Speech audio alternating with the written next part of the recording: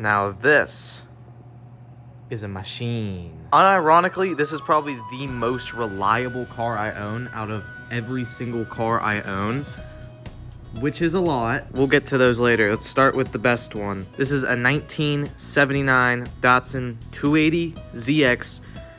Not a turbo, but it's actually really lame. As you can see, it's been tastefully modified with these beautiful Koenig wheels, and it also has aftermarket suspension, which is why it sits so low. I don't know if I can see, you guys can see that. Look at them springs. 280ZX. It's tastefully dusty because it never gets driven anywhere. Oh, this is the worst race steering wheel ever invented. I still have the stock steering wheel. In fact, it's literally right over there. And I'm probably gonna put it back in here because this steering wheel's horrible. Oh, this thing's so low. Look at this interior. Look at this gauge cluster. Look, this little puppy has 80,000, close to 81,000 miles on it, which sounds like a lot until you realize that in this past year, we've driven it 30 miles. 30. Not 30,000. 30. Yeah, this car really does not get driven. Of course. 5-speed. Because, you know, it's the only right one. This aftermarket radio that we literally just installed along with the automatic antenna, which I'll show later. AC that doesn't work. This AC is actually really good. If you turn this up, it will just turn the fan on max. Hold on. Get, thank you. Watch the radio.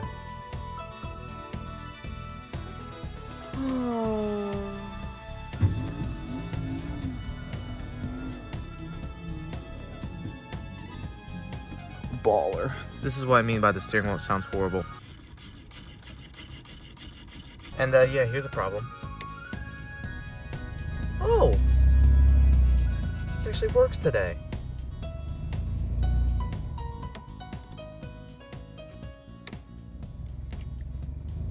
Yeah, normally it was so that no matter what setting it was at, it would just be at max. But it actually fixed.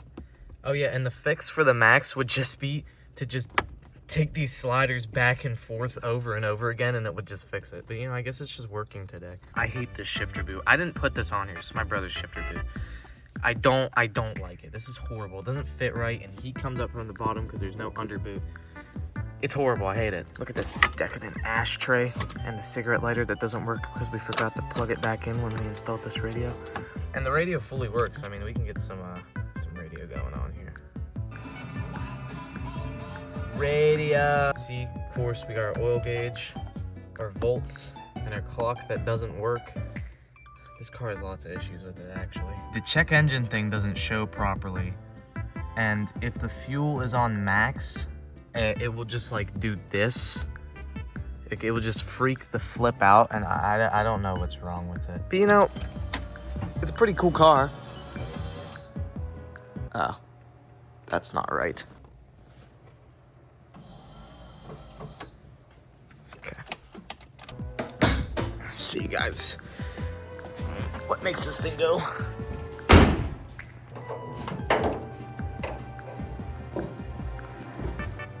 Here she is, the 2.8 liter inline overhead cam Nissan inline 6. So as you can see, obviously this part of the car also has mods. We have this big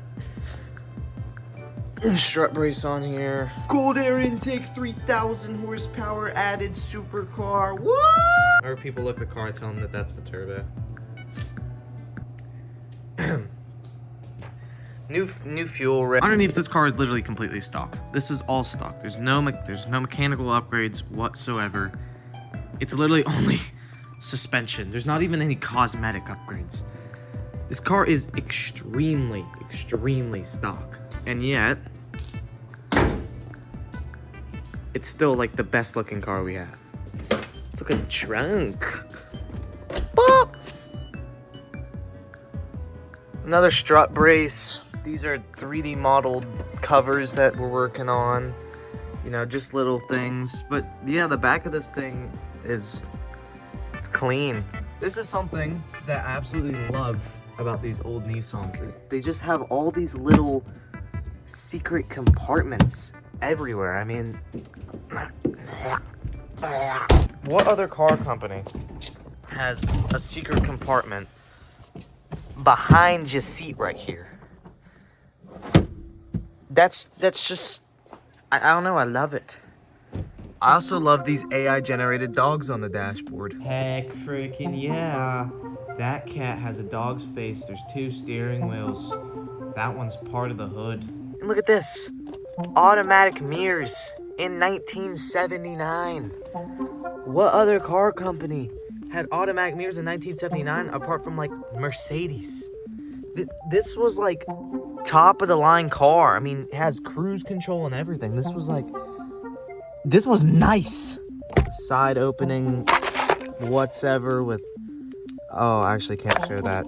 Oh, well, there's a bunch of documentation in there. The glove box doesn't open because of this stupid cover on the dash, which you probably didn't even know there's a cover on the dash because that's actually really nicely paint matched. But yeah, look. Yeah.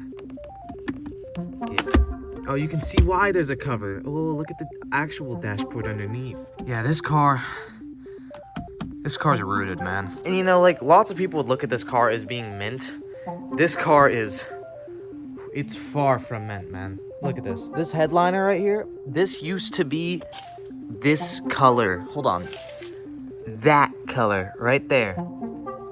That whole headliner used to be that color. That's spray painted. That's genuine spray paint. In fact, all of this, like, you can see the difference between the spray paint and the original. Yeah, this car was ruined at one point. When we bought this thing, this car was ruined. And after a long time of restoring and building, it's a car. It's an 80,000 mile sports car from the 70s that's been completely thrashed to pieces at one point. Reliability wise, it's amazing, but it's still not nice. There are countless features on this car that don't work, like, you know, the clock, the battery dies if you leave it plugged in for too long. So this car will obviously be the car that will probably be getting the most work. Actually, that's a lie. I have a BMW and it's already broken after I've only owned it for like a couple months. So yeah, this car actually probably won't be seen that much, even though it's the poster child of this channel. But, shoot. Time to scoot your patoot in it, I guess.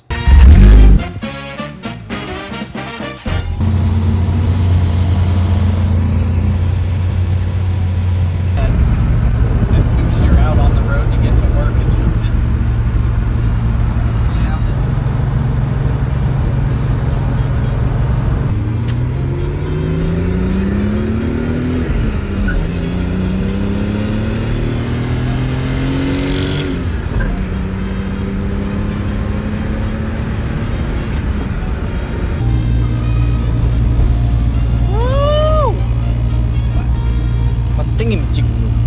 Nothing says Pennsylvania like a sheets.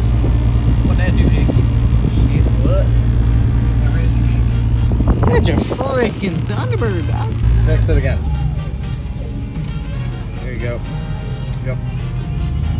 Good. This is all oil. Actually, no, wait, that is antifreeze. Where's the green stuff? Look, this certified seat thing works on Mustangs. You were complaining about the mirrors being too small in the Datsun here. There, you can have this one. Good. Here, have this. Take it. These are only for minis and J cases. I don't know what a J case is, but yeah. Big red. That's baller. Oh, I cracked it. Yes. Look, this will work for the antifreeze. Look at this. That's green. Yeah, so you can either have it like period red, water blue, crimson black, or pea yellow. The best colors. The Datsun uses glass fuses. Oh, there. Eureka!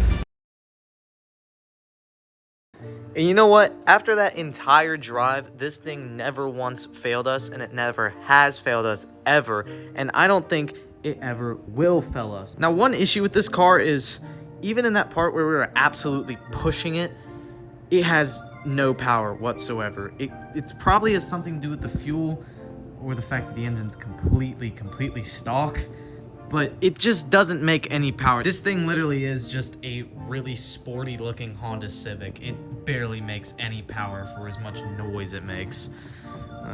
Even after all of this driving, this car never once failed us, ever. Like, the only problem we had was you saw the AC was doing the thing where you have to finagle with the things to get it to not be on max all the time.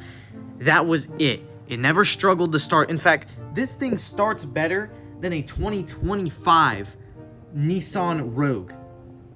Like, Nissan, you going backwards, man? Like, where's the logo on this glass? Was this replacement glass?